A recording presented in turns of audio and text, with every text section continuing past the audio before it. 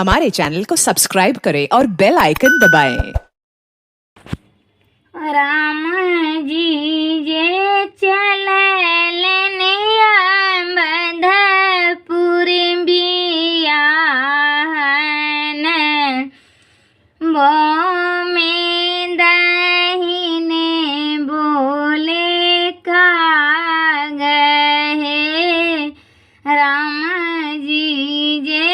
चललन जनकपुर बियाहन वो में दहिने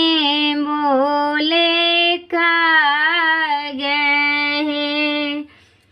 सुनियऊ है सखी समय कगमा के बोलिया कथी ले बोलै है दोनों का गहे राम जी के मोरे या मधुपुर में छूटी गेल ओही से बोले है दोनों का गहे राम जी के मोरिया मधुपुर में छूटी गेल ओही से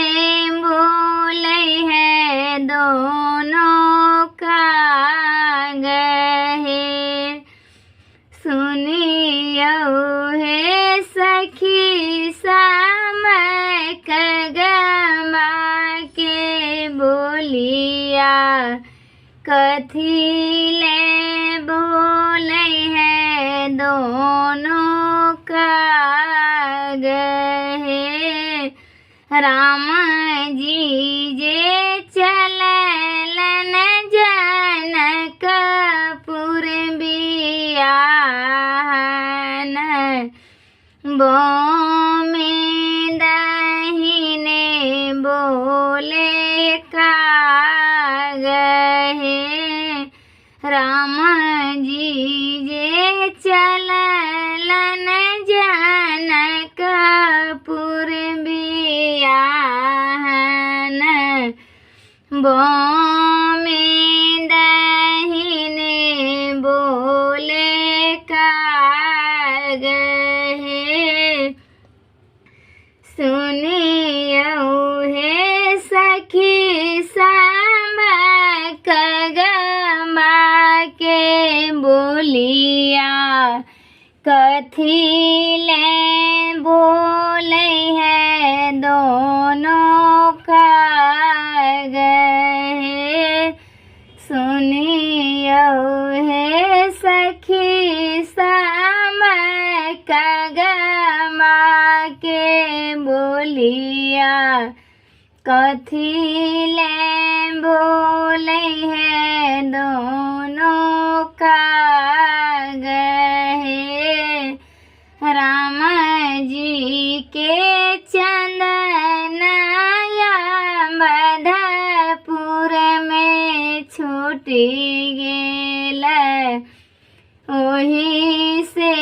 बोले है दोनों का गहे राम जी के चंदनया मधुपुर में छूटी गेल ओही से बोले है दोनों का गहे राम जी जे चललन जनकपुर बियाहन वो में दहिने बोले का गहे राम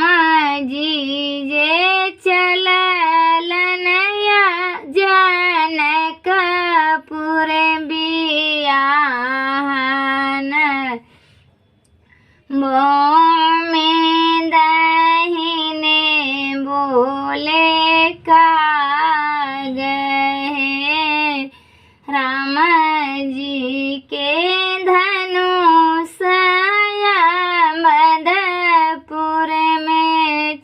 छूटी गेल